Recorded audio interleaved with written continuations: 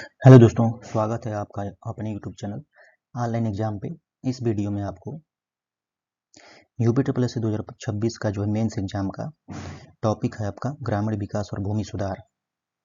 इसके कुछ महत्वपूर्ण क्वेश्चन को डिस्कस किया जाएगा और इसमें पिछले वर्ष के प्रश्नों को भी लिया गया है और इसका पहला पार्ट जो है इसी चैनल पर अपलोड कर दिया गया है, तो उसे आप जाकर देख सकते हैं। ये दूसरा पार्ट है। तो चलिए बिना देर किए शुरू करते हैं। आज का पहला क्वेश्चन है, राष्ट्रीय कृषि बाजार योजना का उद्देश्य क्या है? पहला क्वेश्चन है आज का, राष्ट्रीय कृषि बाजार योजना का उद्देश्य क्या है? ऑप्शन है आपका, किसानों के लिए सस्ती बीज आपूर्ति। दूसरा है कृषि उत्पादों का बेहतर विपणन और कीमतों का स्थिरीकरण। तीसरा है कृषि भूमि का सुधार और किसान सशक्तिकरण।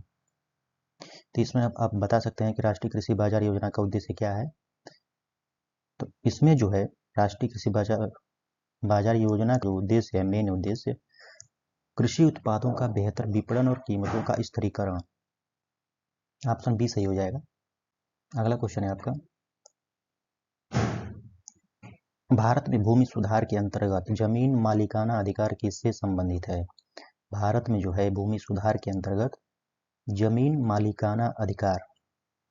ऑप्शन है आपका, किसान भूमि वितरण, भूमि कानूनों का संशोधन, भूमि कर संग्रहण या भूमि राजस्व निर्धारण। इसमें जो है किसान भूमि वितरण, किसान भूमि वितरण जो है भारत में भूमि सुधार के अंतर्गत जमीन मालिकाना अधिकार से संबंधित है। अगला प्रश्न है आपका, किस योजना के तहत किसानों को कृषि उत्पादों के लिए न्यूनतम समर्थन मूल्य एमएसपी दिया जाता है? ऑप्शन है आपका, प्रधानमंत्री कृषि बीमा योजना, राष्ट्रीय कृषि विकास योजना या प्रधानमंत्री फसल बीमा योजना या कृषि लागत और मूल्य आयोग योजना। तो इसमें जो है कृषि लागत और मूल्य आयोग योजना के अंतर्गत किसानों को कृषि उत्पादों के लिए न्यूनतम समर्थन मूल्य एमएसपी पर दिया जाता है। ऑप्शन डी सही हो जाएगा इसका। अगला क्वेश्चन है आपका, भारत में भूमि सुधार के अंतर्गत किस राज्य में पहले जमींदारी उन्मूलन अधिनियम लागू किया गया था? आपको बताना है कि किस राज्य में पहले जमींदारी उन्मूलन अधिनियम लागू हुआ।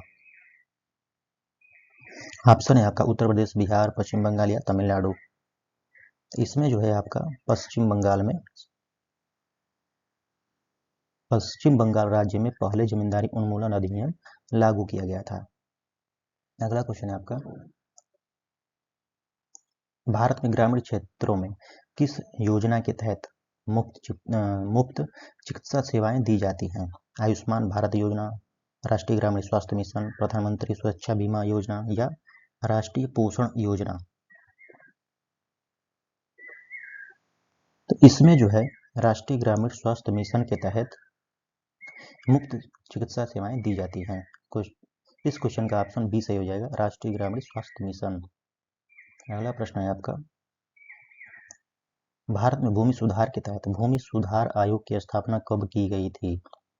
1950, 60, 70, 80। तो भारत में भूमि सुधार के तहत जो है 1970 में भूमि सुधार आयोग की स्थापना की गई थी। अगला प्रश्न है आपका, प्रधानमंत्री कृषि सिंचाई योजना का मुख्य उद्देश्य क्या है? तो इसमें किसानों की सस्ती बिजली उपलब्ध कराना, कृषि उत्पादों की गुणवत्ता बढ़ाना, सिंचाई के लिए जल संसाधनों का समुचित प्रबंधन या किसानों को मुफ्त बीज देना। तो इसमें जो है सिंचाई के लिए जल संसाधनों का समुचित प्रबंधन करना जो है प्रधानमंत्री कृषि सिंचाई योजना का मुख्य उद्देश्य है। अगला क्वेश्चन है आपका, भारत में भूमि सुधार के लिए किसने भूमि सुधार की नीति तैयार की थी? इंदिरा गांधी, डॉक्टर राजेंद्र प्रसाद, पंडित जवाहरलाल नेहरू या डॉक्टर बाबा साहेब आम्बेडकर। तो इसमें जो है पंडित जवाहरलाल नेहरू ने भूमि सुधार की नीति तैयार की थी। ऑप्शन सी सही हो जाएगा। अगला प्रश्न है आपका, प्राचीन भारत में भूमि सुधार के संदर्भ में कौन सा शासन प्रणाली प्रमुख था? मौर्य शासन, चोल शासन, गुप्त शासन या मुगल शासन? तो मौर्य शासन जो था भारत में, प्राचीन भारत में भूमि सुधार के संदर्भ में मौर्य शासन प्रणाली प्रमुख था। तो ऑप्शन ए सही हो जाएगा, मौर्य शासन। अगला प्रश्न है आपका, गुप्त काल में भूमि सुधार के लिए कौन सी प्रमुख प्रणाली लागू की गई थी?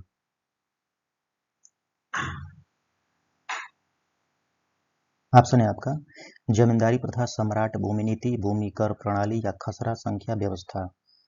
तो गुप्त काल में भूमि सुधार के लिए कौन सी प्रमुख प्रणाली लागू की गई थी?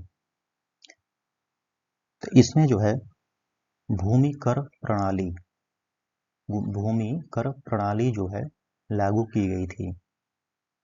अगला क्वेश्चन है आपका, प्राचीन भारत में भूमि के स्वामित्व के संबंध में कौन सी व्यवस्था थी? प्राचीन भारत में भूमि के स्वामित्व के संबंध में कौन सी व्यवस्था थी? तो इसमें ऑप्शन है, सामूहिक भूमि अधिकार या व्यक्तिगत भूमि स्वामित्व, साम्राज्य भूमि स्वामित्व, सरकारी भूमि व्यवस्था। तो प्राचीन भारत में भूमि के स्वामित्व के संबंध में व्यक्तिगत भूमि स्वामित्व व्यवस्था थी। तो इस क्वेश्चन का ऑप्शन बी सही हो जाएगा, व्यक्तिगत भूमि स्वामित्व। अगला प्रश्न है आपका, प्राचीन भारत में भूमि सुधारों के लिए किसे जिम्मेदार ठहराया जाता है? प्राचीन भारत में भूमि सुधारों के लिए, तो इसमें ऑप्शन है, सम्राट चंद्रगुप्त मौर्य, सम्राट अशोक, राजा हर्षवर्धन, सम्राट विक्रमादित्य। तो इसमें जो है सम्राट अशोक को जो है, ऑप्शन बी, सम्राट अशोक को प्राचीन भारत में भूमि सुधारों के लिए जिम्मेदार ठहराया जाता है। तो ऑप्शन बी सही हो जाएगा, सम्राट अशोक। अगला क्वेश्चन है, प्राचीन भारत में कृषि कर किसके द्वारा निर्धारित किया जाता था? ऑप्शन है, गांव के पंचायती समिति, जमींदार, सम्राट और प्रशासन, किसान स्वयं। तो इसमें जो है सम्राट और प्रशासन प्राचीन भारत में कृषि कर निर्धारित करते थे। तो ये ऑप्शन हो जाएगा बी सही हो जाएगा इसका, सम्राट और प्रशासन। अगला क्वेश्चन है आपका, प्राचीन भारत में भूमि का उपयोग करने के लिए किस प्रकार की व्यवस्था लागू की गई थी? सामूहिक खेती, पट्टे पर भूमि देना, किसानों द्वारा मुक्त भूमि उपयोग या जमींदारी व्यवस्था? तो पट्टे पर भूमि देना, ऑप्शन बी सही हो जाएगा, पट्टे पर भूमि देना। प्राचीन भारत में जो है भूमि का उपयोग करने के लिए पट्टे पर भूमि देना व्यवस्था लागू की गई थी। इस क्वेश्चन का बी सही हो जाएगा। अगला क्वेश्चन है आपका, मौर्य काल में भूमि सुधार के तहत भूमि का संग्रहण की कौन सी प्रमुख प्रणाली थी? भुगतान प्रणाली, रेवेन्यू और कृषि नीति, जिलेदारी प्रणाली या किराएदारी व्यवस्था? तो इसमें जो है रेवेन्यू और कृषि नीति मौर्य काल में भूमि सुधार के तहत भूमि का संग्रहण की प्रमुख प्रणाली थी। अगला क्वेश्चन है, प्राचीन भारतीय समाज में भूमि सुधारों के तहत किसका समावेश नहीं था? प्राचीन भारतीय समाज में भूमि सुधारों के तहत किसका समावेश नहीं था? किसानों को भूमि का मालिकाना अधिकार, जमींदारों से भूमि का वितरण, भूमिहीनों को भूमि का आवंटन, कृषि करों में कमी। तो इसमें जो है कृषि करों में कमी, ये जो है प्राचीन भारतीय समाज में भूमि सुधारों के तहत समावेश नहीं था। अगला क्वेश्चन है आपका,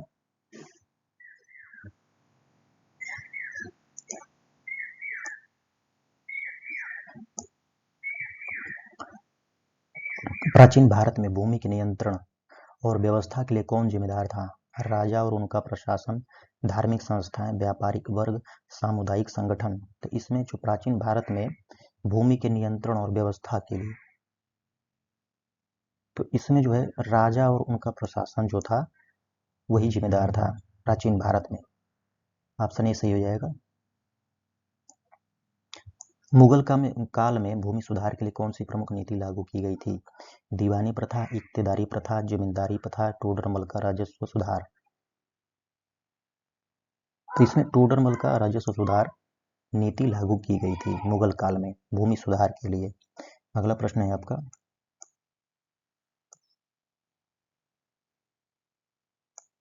मध्यकाल में जमींदारी व्यवस्था किसने लागू की थी? तो अकबर, सम्राट अशोक, चंद्रगुप्त मौर्य या राणा प्रताप। तो मध्यकाल में जो है अकबर ने जमींदारी व्यवस्था लागू की थी। अगला प्रश्न है आपका, मुगल काल में भूमि करों के संग्रहण के लिए किस प्रणाली का पालन किया गया था? खालसा प्रणाली, इक्तेदारी, दीवानी या सुल्तान प्रणाली। तो इसमें जो है दीवानी प्रणाली का जो है पालन किया गया था। ऑप्शन बी सही हो जाएगा। अगला प्रश्न है आपका, मुगल सम्राट अकबर के समय कौन सी व्यवस्था किसानों को लाभ पहुंचाने के लिए लागू की गई थी? रैयतवाड़ी व्यवस्था, जमींदारी प्रथा, इक्तेदारी प्रथा, दीवानी प्रथा। तो इसमें जो है रैयतवाड़ी व्यवस्था जो है मुगल सम्राट अकबर के समय रैयतवाड़ी व्यवस्था किसानों को लाभ पहुंचाने के लिए लागू की गई थी। अगला प्रश्न है आपका, मध्यकाल में भूमि करों को निर्धारित करने की प्रक्रिया में किसकी भूमिका सबसे महत्वपूर्ण थी? तो राजस्व मंत्री, किसानों, जमींदार, सम्राट और उनका प्रशासन। आपको बताना है कि मध्यकाल में जो था भूमि करों को निर्धारित करने की प्रक्रिया में किसकी भूमिका सबसे महत्वपूर्ण थी? तो इसमें जो है सम्राट और उनका प्रशासन। ऑप्शन डी सही हो जाएगा, सम्राट और उनका प्रशासन। अगला प्रश्न है, मुगल काल में भूमि सुधार के अंतर्गत किसानों को भूमि अधिकार देने के लिए किसका सुधार किया गया था? भूमि पुनर्वितरण, भूमि का माप और मूल्यांकन, भूमि कर दरों का निर्धारण या कृषि उत्पादों का वितरण। तो इसमें जो है भूमि दरों का भूमि माप और मूल्यांकन। ऑप्शन सी से हो जाएगा, भूमि माप और मूल्यांकन। अगला प्रश्न है आपका, मुगल शासन के दौरान सैयद कौन थे? मुगल शासन के दौरान तो सैयद जो थे जमींदारों के प्रतिनिधि थे। ऑप्शन सी सही हो जाएगा, जमींदारों के प्रतिनिधि। अगला प्रश्न है आपका,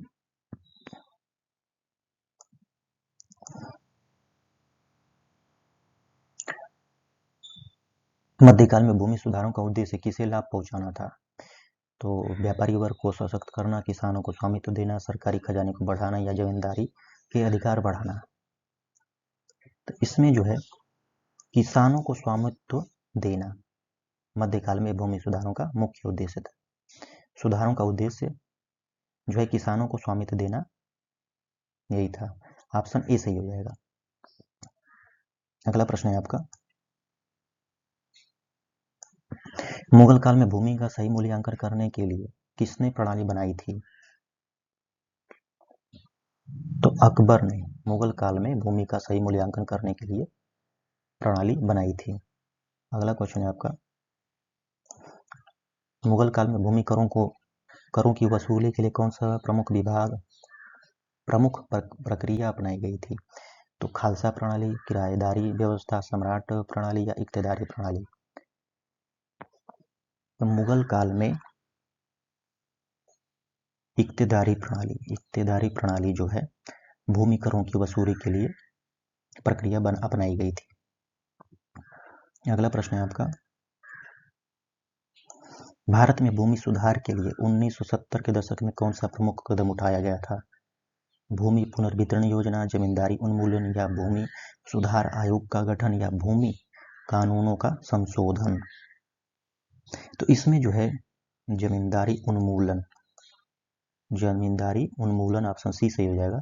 भारत में भूमि सुधार के लिए 1970 के दशक में जमींदारी उन्मूलन प्रमुख कदम उठाया गया था। अगला प्रश्न है आपका, किस योजना के तहत भारत सरकार ने ग्रामीण क्षेत्रों में बुनियादी ढांचे का विकास करने का लक्ष्य रखा है?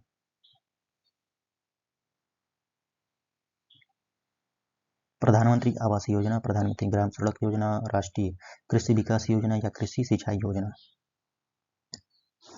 तो इसमें प्रधानमंत्री ग्राम सड़क योजना के तहत भारत सरकार ने ग्रामीण क्षेत्रों में बुनियादी ढांचे को विकास करने का लक्ष्य रखा है।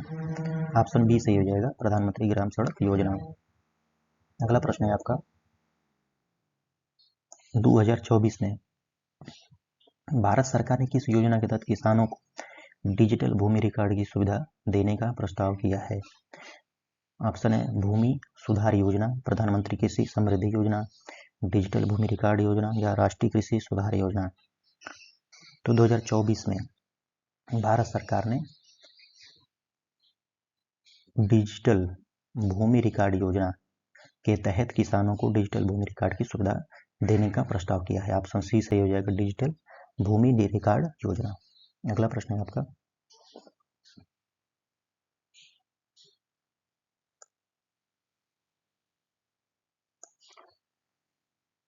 भारत में किस योजना के तहत आत्मनिर्भर कृषि को बढ़ावा दिया गया है? तो प्रधानमंत्री कृषि सिंचाई योजना, राष्ट्रीय कृषि विकास योजना, आत्मनिर्भर भारत अभियान या प्रधानमंत्री फसल बीमा योजना। तो इसमें जो है आत्मनिर्भर भारत अभियान योजना के तहत आत्मनिर्भर कृषि को बढ़ावा दिया गया है। तो इस वीडियो में आपको ग्रामीण विकास और भूमि सुधार का दूसरा पार्ट डिस्कस किया गया है और उसके जो पिछले वर्ष के क्वेश्चन थे वो भी डिस्कस किया गया है। वीडियो अच्छा लगे तो लाइक और सब्सक्राइब करिएगा। धन्यवाद।